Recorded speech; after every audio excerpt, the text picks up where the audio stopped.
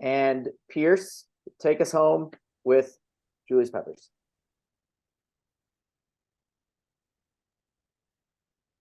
All right, so I have the arduous task of trying to convince everyone that Julius Peppers deserves to make the Hall of Fame. Um, I think he should be a first ballot Hall of Hold on, Fame. Peirce. Sorry, Oh, let me just jump in.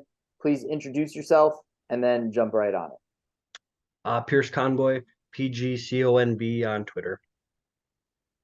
So for Julius Peppers, I think the easiest way to kind of summarize his career was that he made two All-Decade teams. He was second team in the 2000s, and he made the 2010s. They didn't uh, announce classes, so we don't know if he was first or second team, but it was still one of four defense events to make it.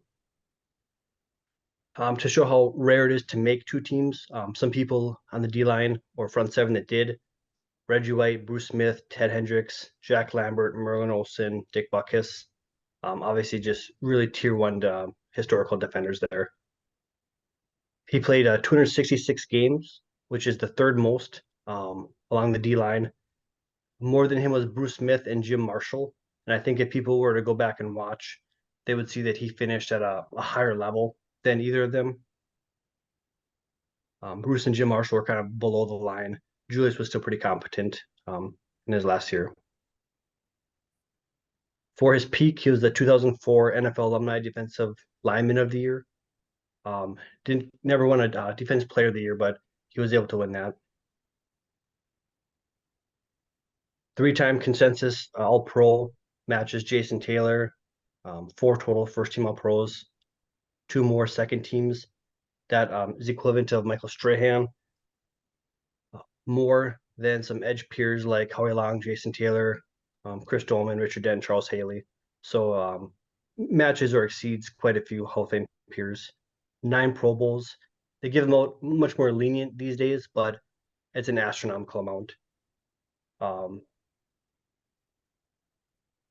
Equivalent to Derek Thomas, to give a kind of like a rough comparison for how rare it is. In terms of maybe just one quick minute on statistics: 51 forced fumbles, not many more than that. 13 block kicks, among the highest for modern NFL.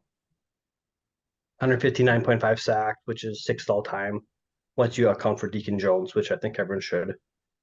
Um, Lots of PDs, average amount of run stuffs, but if we were to group up what he had for PDs, interceptions, run stuff, sacks, and block kicks, that would be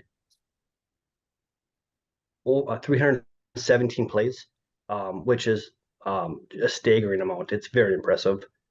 So there's just kind of a snapshot of why Julius Pepper should be first team or first ballot Hall of Fame.